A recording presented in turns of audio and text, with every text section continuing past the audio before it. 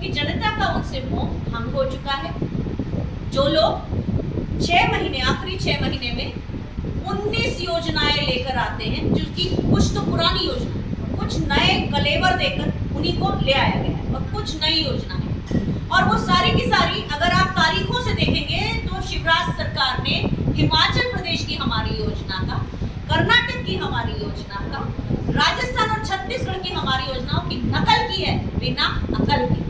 तो जिन योजनाओं की वो धाक जमाने की कोशिश कर रहे हैं, मैं जानती हूँ कि महिलाओं की बोली नहीं लगा सकते आप। हम कहेंगे हम आपको 1000 देंगे, फिर 1200 देंगे, फिर हम आपको 1500 देंगे, 1700 देंगे, 2000 देंगे, हम आखिरी में 3000 तक देंगे।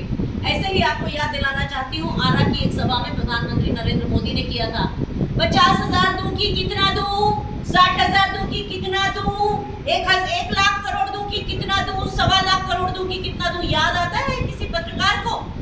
इस तरह से बोली लगाई थी, और उसमें से 90% योजनाएं आज भी पूरी नहीं। इसी तरह जितनी घोषणाएं करते हैं ये लोग, उसमें से 80% योजनाएं पूरी नहीं होती, और 20% जो होती हैं उनमें से भी 70% आधी अधूरी रहती हैं, जब तक हमारे पत्रकार भाई रिपोर्ट कार्ड नहीं मांगेंगे और ये नहीं पूछेंगे कि जिन योजनाओं को आपने घोषित किया था उनका अंततः क्या हुआ। वो ये बात हो गई प्रदेश की सरकार से संबंधित, और नेशनल जो मुद्दा है उसका एक मुद्दा मेरे दिल के सबसे करीब, वो ये है कि कांग्रेस की सरकार में इतनी प्राकृतिक समृद्धि है, जहां माधव नेशनल पार्क है, टाइगर रिजर्व, जहां मार्च में बोला गया कि बाघ लाएंगे और एक बाघिन गायब हो गई उसके बाद। तो ये सारी चीजों के रहते हुए अगर ये पर्यटन का हब ना बनकर यहाँ केवल उत्खनन किया जा रहा है, तो जनता को आवाज उठाने की जरूरत है। मैं दोबारा कहूंगी, प्रजा नहीं है जनता। युवाओं में नशा बढ़ रहा है, युवा पलायन कर रहे हैं। ये इसी रोजगार मेले की जो कहानी है, इसका एक सच ये है कि चूंकि आपके पास रोजगार नहीं है, यहाँ से हमारा युवा, शिवपुरी का युवा बाहर जाता है। तो ये भी जिले के लिए एक बहुत ही खराब तरीके का प्रचलन है, जिससे कि यहाँ के लोग दूसरी जगहों पे जाते हैं, और जहाँ उनको छोटे छोटे, जैसे कि अभी मुरैना में शुगर फैक्ट्री बंद हुई, वहाँ के युवा को बाहर जाना पड़ा। उस शुगर फैक्ट्री से काफी, और सीमेंट फैक्ट्री भी बंद हुई। तो इसी तरह से रोजगार के एवेन्यूज नहीं है। तो आप जिनको श्रीमंत और महाराज कहते हैं, उन्होंने सड़कें बना दी, उस सड़क से आप गदगद हो गए। आपके यहाँ चमकीले पौधे फूल, ये जो है नकली पौधे फूल लगा दिए, उससे गदगद हो जाएंगे। आप ये सवाल तो पूछिए, क्योंकि आप अपना घर बनाते हैं। आप में से सभी ने अपना घर बनाया होगा। घर कितने दिन में बनता है? सिर्फ 6 महीने में बन जाता है। सीमेंट की इमारत ही तो है, कंक्रीट की सड़क ही तो है, उसको बनने में कोई वक्त नहीं लगता। पर जैसे ये देश बना आपके घर में, जब माँ बाप, बच्चे और परिवार होता है, उसको बनने में सालों साल लगते हैं, आत्मा आने में सालों साल लगते हैं। तो कंक्रीट की सड़क को विकास मान लेना और इंडस्ट्री का आज भी ना होना, ये सवाल शिवपुरी के लोगों के सवाल हैं। सड़कों के हालात आप जानते ही हैं, मुझे अलग से बताने की जरूरत नहीं है।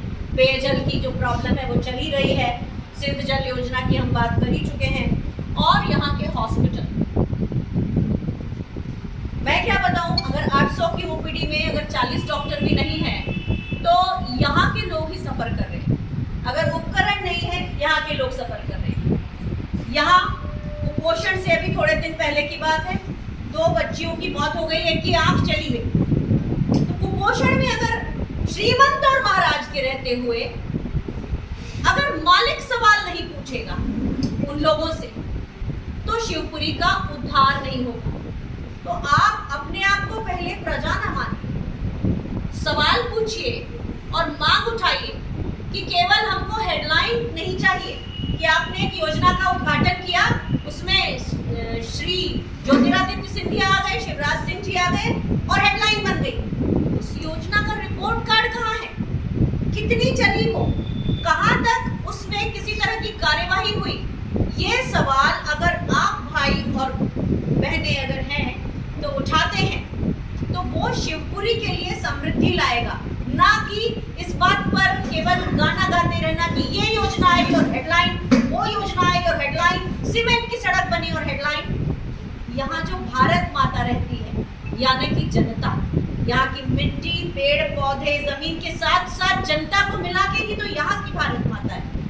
यहाँ की वो भारत माता जब सुखी होगी तब आपका और हमारा दोनों का जो अल्टीमेट एम है, आक्रोश यात्रा है, ये जन